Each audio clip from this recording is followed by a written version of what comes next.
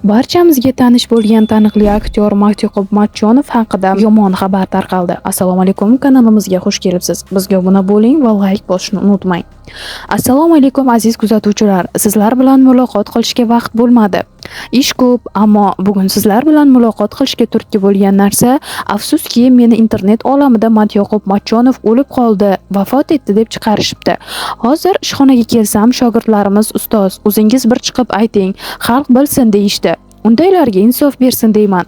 Xudoga shukr sog'man, salomatman. Hozir yangi ish ustida ishlayapmiz. Xavotir olmanglar. Hurmat bilan sizlarni sevib qoluvchi aktyoringiz Matyoqub Matchonov deydi aktyorning o'zi bu haqda. Aktyor Matyoqub Matchonov tanishini haqorat qilgani uchun sal avval javobgarlikka ham tortilgandi. Taniqli aktyor O'zbekiston kino arboblari ijodiy uyushmasi raisi Matyoqub Matchonov kinematografiya agentligi binosida fuqaroni haqorat qilgani uchun jarimaga tortilgan.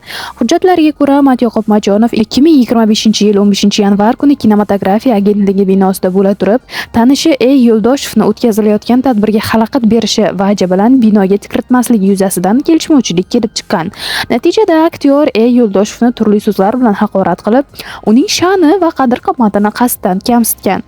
Huquqbuzar Matyoqub Matchonov sud majlisida Yo'ldoshevni ancha yillardan buyon tanishi va uning arizasiga asosan kinematografiya agentligida tekshirish ishlari olib borilayotganini ma'lum qilgan. Yo'ldoshev o'z arizasida Matchonovni badiiy kengash a'zosi sifatida davlat buyurtmasi asosida tasvirga olingan kinolarda rol ijro etgani va bu manfaatlar to'qnashuvi ekanini ko'rsatib o'tgan. Matyoqub Matchonovning so'zlariga ko'ra 15-yanvar kuni Yo'ldoshev kinematografiya agentligiga kelganda qorovullar uni ichkariga kiritmagan va o'rtada tortishuv yuz bergan. Bu vaziyatni ko'rgan Matyoqub Matchonov u bilan arizasida ko'rsatilgan holatlar bo'yicha gaplashib olmoqchi bo'lgan. Yo'ldoshevni ancha yillardan beri tanigan sababli unga gapirgan. O'sha kuni agentlik pavilyonida taniqli bir operatorning ijodiga bag'ishlangan tayyorgarlik ko'rilayotganini aytib ichkariga kirib ketgan. O'sha kuni tushdan so'ng Yo'ldoshev yana agentlikka kelib qorovullar bilan tortishgan. Matyoqub Matchonov tadbirga xalal bermasligi uchun unga bu yerdan chiqib ketishini aytib, jahl ustida Yo'ldoshevni haqorat qilgan. Sudda Matyoqub Matchonov mazkur holat bo'yicha undan kechirim so'rashi, vaziyat bunchalik bo'lib ketishini bilmaganini aytgan. U Yo'ldoshevni ukasidek ko'rib, unga hazil qilgan paytlari bo'lgani, uning ariza yozishi xayoliga ham kelmagani, shu sababli jahli chiqqanini aytib, suddan yengillik berishini so'rab ko'rsatma bergan. Sud majlisida so'ralgan jabrlanuvchi Yo'ldoshev kinematografiya agentligining moliyaviy faoliyatidagi kamchiliklarni o'rganish maqsadida Bosh prokuraturaga ariza bilan murojaat qilganini o'rganish shaffof bo'lishi uchun u ham agentlikka kelgani, lekin agentlik rahbari uni binoga kiritmaslikka harakat qilganini aytgan.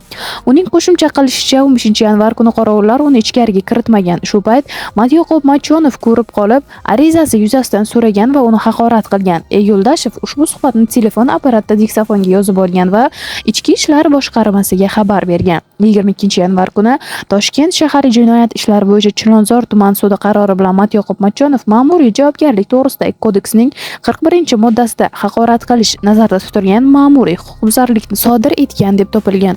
Unga BXMning 3 baravari 1,125,000 so'm miqdorida jarima jazosi tayinlangan. Eslatib o'tamiz, 2023-yil mart oyida Sirdaryo viloyatining Guliston shahrida Konstitutsiya o'zimizniki targ'ibot tadbirida so'zga chiqqan Matyoqub Matchonov qamoqda o'tkazgan kunlarini yodga olib, u yerdagi kunlarini dushmaniga ham ravo ko'rmasligini aytgan edi. 2006-yilda Matyoqub rahbarlik qilgan tijorat tashkilotiga soliqlarni to'lashdan bo'yin tovlash, savdo qoidalarini buzish kabi ayblovlar qo'yilgan va u qamalgan edi. Aktyor o'sha yilning oktyabr oyida amnistiya bilan ozodlikka chiqarilgan. Ushbu haqida ma'lumot sizga qiziq bo'lsa, keyingi videoni albatta tomosha qiling. Keyingi video shu haqida. Kanalimizga obuna bo'ling va like bosishni unutmang.